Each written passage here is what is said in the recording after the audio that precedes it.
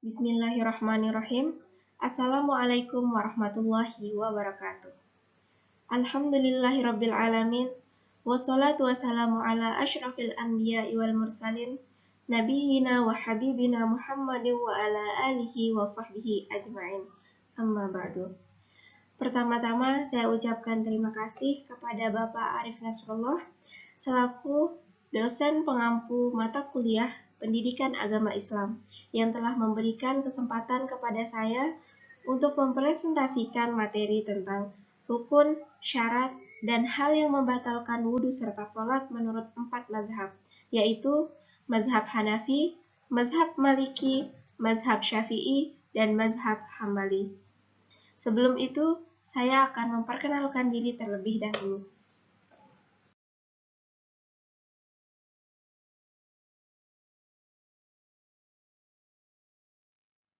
Nama saya Baya Khofifah Mir'atus Solihah dengan NIM A1C020036 dari kelas A jurusan akuntansi. Selanjutnya, saya akan menjelaskan tentang pengertian wudhu dan sholat. Wudhu menurut bahasa artinya bersih dan indah, sedangkan menurut syara ialah membersihkan anggota wudhu untuk menghilangkan hadas kecil. Setiap seseorang yang hendak melaksanakan sholat, maka wajib mereka untuk berwudhu terlebih dahulu. Sekarang, pengertian dari sholat. Menurut bahasa, sholat berarti berdoa, sedangkan menurut syara berarti menghadapkan jiwa dan raga kepada Allah. Karena takwa hamba kepada Tuhannya, mengagungkan kebesarannya dengan ikhlas dan khusyuk dalam perkataan dan perbuatan yang diawali oleh takbiratul ihram dan diakhiri dengan salam, sesuai dengan cara-cara dan syarat-syarat yang sudah ditentukan. Selanjutnya, rukun wudhu menurut 4 mazhab. Yang pertama, niat. Niat adalah ketetapan dalam hati seseorang ketika hendak melaksanakan wudhu. Yang kedua, membasuh wajah. Para ulama bersepakat bahwa batasan membasuh wajah yaitu dimulai dari tempat tumbuhnya rambut atau manabit asy'ari sampai dagu, dan dari batasan telinga kanan sampai batasan telinga kiri. Selanjutnya, membasuh tangan sampai siku-siku. Yang dimaksud di sini, ketika kita berwudu, maka siku-siku harus ikut basah. Selanjutnya, mengusap kepala. Mengusap kepala, menurut 4 mazhab, berbeda pendapat. Yang pertama, menurut mazhab Hanafi, beliau mewajibkan untuk mengusap sebagian dari kepala, yaitu dimulai dari ubun-ubun dan atas telinga. Menurut mazhab Maliki dan Hambali, diwajibkan untuk mengusap seluruh bagian kepala, dan dikhususkan oleh mazhab Hambali untuk mengusap telinga bagian depan maupun belakang. Dan menurut mazhab Syafi'i, wajib untuk mengusap sebagian kepala meskipun hanya 1 helai rambut. Dalil yang digunakan oleh beliau yaitu dari hadis Al-Maghfirah, bahwa Rasulullah SAW ketika berwudu mengusap ubun-ubunnya dan imamahnya, yaitu sorban yang melingkar pada kepalanya. Selanjutnya membasuh kedua kaki sampai dengan mata kaki. Selanjutnya ada tertib. Tertib di sini adalah melakukan wudhu secara berturut-turut. Namun, menurut mazhab Hanafi dan Maliki, tertib bukan dari bagian rukun wudhu. Selanjutnya ada mualat. Mualat yaitu tidak terputus-putus. Yang dimaksud di sini adalah berturut-turut membasuh anggota demi anggota tanpa jeda atau kesenjangan waktu ketika membasuh antara anggota wudhu yang satu dengan anggota wudhu lainnya, sehingga tidak membuat kering air pada anggota wudhu yang sudah terbasuh. Di sini hanya mazhab Maliki dan Hambali yang menjadikan mualat sebagai rukun wudhu. Selanjutnya, ad-dalq. Ad-dalq artinya menggosok anggota wudhu. Menurut Imam Maliki, sekedar mengguyur anggota wudhu dengan air masih belum bermakna mencuci atau membasuh. Selanjutnya kita akan membahas Yang pertama, Islam. Yang kedua, memiliki hadas. Yang ketiga, sudah masuk waktu sholat. Yang keempat, menggunakan air suci lagi menyucikan. Yang kelima, berakal. Yang dimaksud di sini yaitu bisa membedakan mana yang baik dan mana yang buruk. Selanjutnya, jumlah air yang sedikit wajib digunakan sampai habis. Jika tidak cukup, bisa dilanjutkan dengan tayamum. Syarat ini adalah pendapat menurut mazhab Syafi'i dan Hambali. Sedangkan menurut mazhab Hanafi dan Maliki, jumlah air yang sedikit tidak wajib untuk digunakan, tetapi disarankan untuk tayamum. Selanjutnya, bagi yang uzur, sah wudunya sebelum memasuki waktu sholat. Sedangkan menurut mazhab Maliki, bagi yang uzur, sah wudunya sebelum dan setelah memasuki waktu sholat. Dan yang terakhir, bagi wanita istihadah, wajib berwudu apabila ingin sholat. Selanjutnya, hal yang membatalkan wudu menurut 4 mazhab. Yang pertama, keluarnya sesuatu lewat 2 lubang, yaitu kubul atau dubur. Menurut Imam Maliki, keluar sesuatu yang tidak lazim seperti darah, nanah yang membatalkan wudu. Yang kedua, tidur. Tidur yang bukan dalam posisi tamakun. Tamakun di sini yaitu berpindah posisi. Menurut mazhab Maliki, tidur pulas dapat membatalkan wudu, baik dalam posisi tamakun ataupun tidak, sementara tidur ringan tidak membatalkan wudu. Dan menurut mazhab Hambali, tidur dapat membatalkan wudu secara mutlak. Selanjutnya ada hilang akal karena mabuk, tidur, dan sakit. Menyentuh kemaluan dengan telapak tangan. Menurut mazhab Hanafi, menyentuh kemaluan dengan telapak tangan tidak membatalkan wudu. Selanjutnya ada menyentuh kulit lawan jenis yang bukan mahram. Yang pertama, menurut mazhab Hanafi, beliau tidak membatalkan wudu ketika bersentuhan dengan lawan jenis.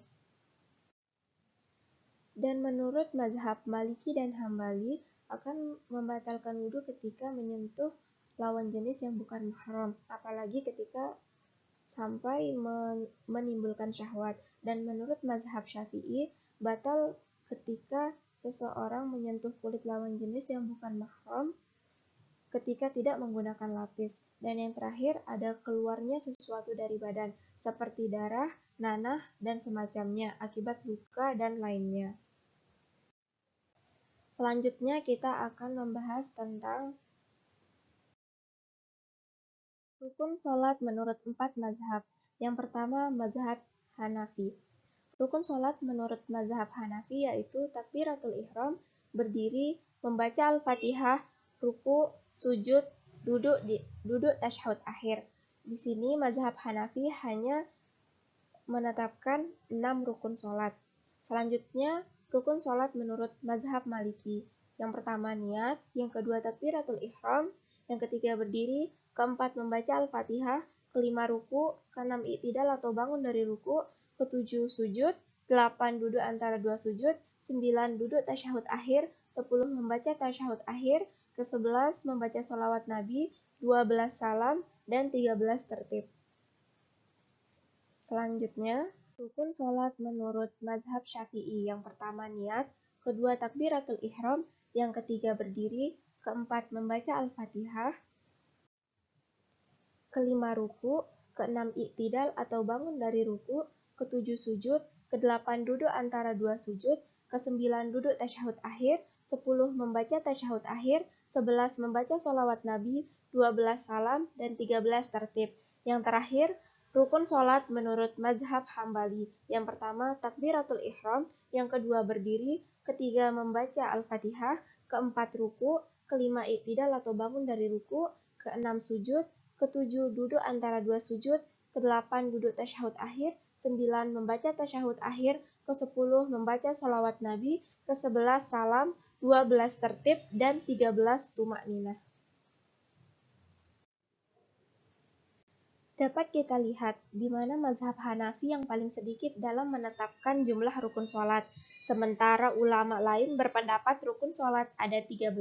Walaupun ada perbedaan pendapat dalam 13 rukun tersebut. Yang pertama, niat. Hukum melafazkan niat menurut mazhab Syafi'i dan Hambali yaitu sunnah, karena dapat membantu seseorang lebih khusyuk dalam melaksanakan sholatnya. Sedangkan menurut mazhab Hanafi dan Maliki tidak disyariatkan kecuali untuk orang-orang yang terkena penyakit waswas.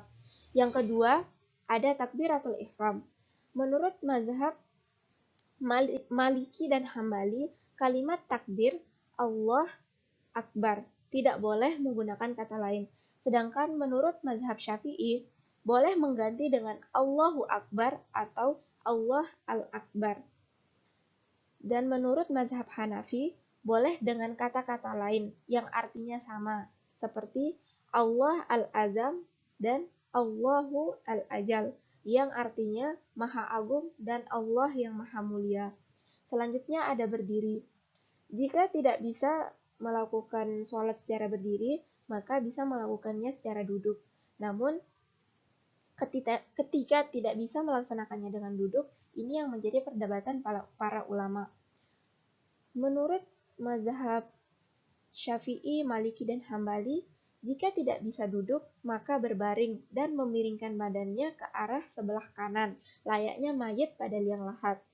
Sedangkan menurut mazhab Hanafi, boleh berbaring namun menghadap kiblat. Selanjutnya ada membaca Al-Fatihah.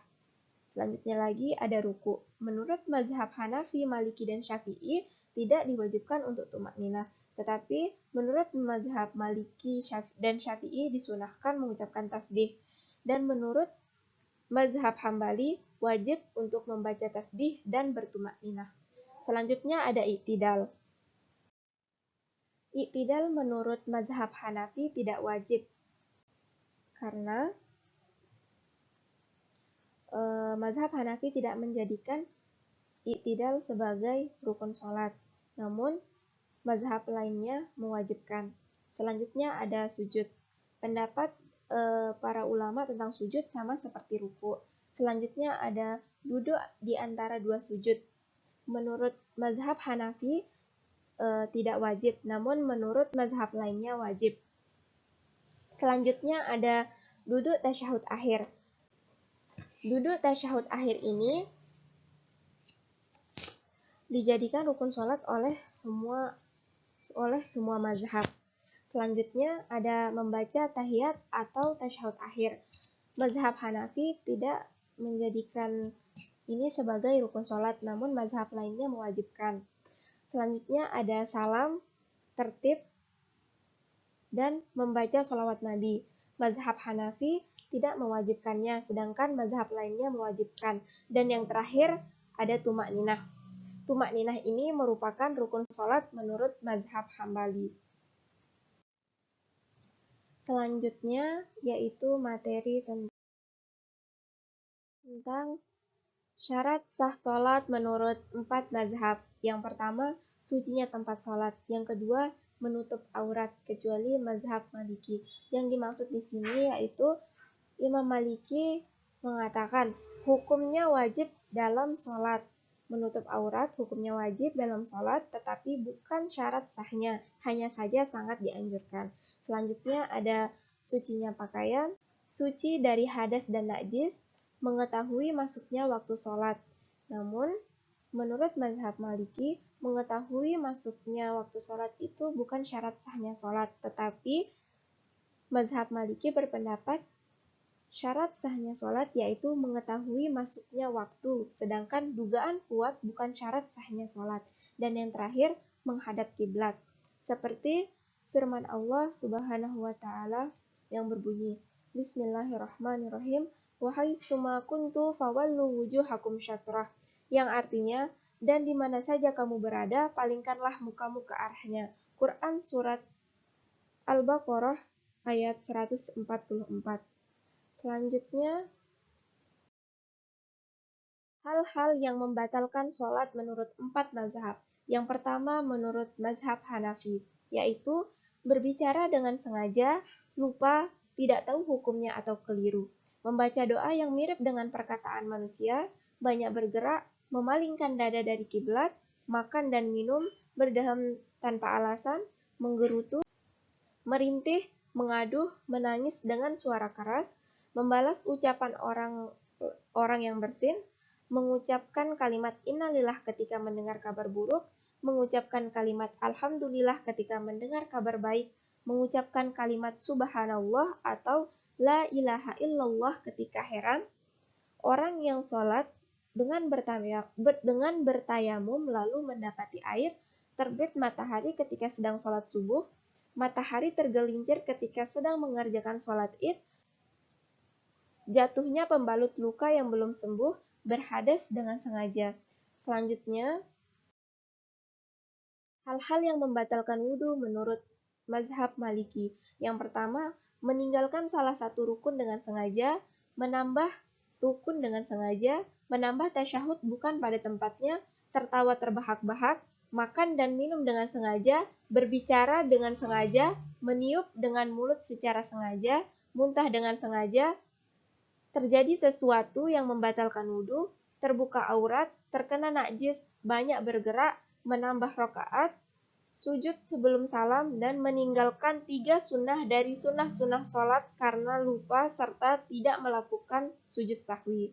Selanjutnya, hal yang membatalkan sholat menurut mazhab Syafi'i. Yang pertama, karena hadas yang mewajibkan wudhu atau mandi, berbicara secara sengaja, menangis, merintih dalam sebagian keadaan, banyak bergerak, ragu-ragu dalam niat, bimbang dalam memutuskan sholat namun tetap meneruskannya, menukar niat satu sholat fardu dengan sholat fardu lainnya, terbuka aurat sedangkan ia mampu menutupnya, tidak menutup aurat padahal ia memiliki pakaian, terkena najis yang tidak dimaafkan kalau tidak segera dibuang, meninggalkan rukun secara sengaja, mengikuti imam yang tidak patut diikuti karena kekufurannya atau sebab lainnya, menambah rukun secara sengaja, makan atau minum, berpaling dari kiblat dengan dadanya, mendahulukan rukun fi'il dari yang lainnya.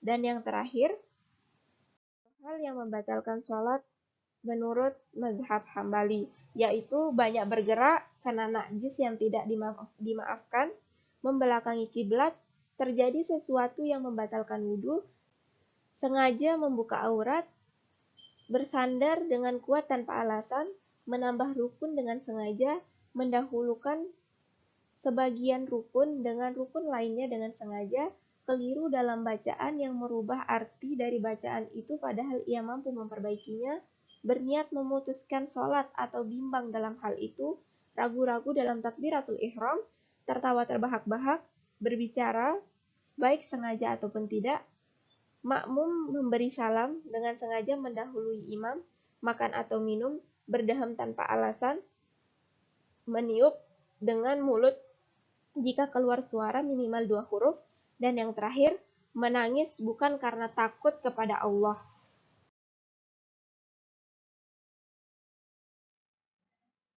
Sekian presentasi dari saya. Jika ada kata-kata yang kurang berkenan ataupun kurang jelas, mohon dimaafkan. Sekian dan terima kasih. Wassalamualaikum warahmatullahi wabarakatuh.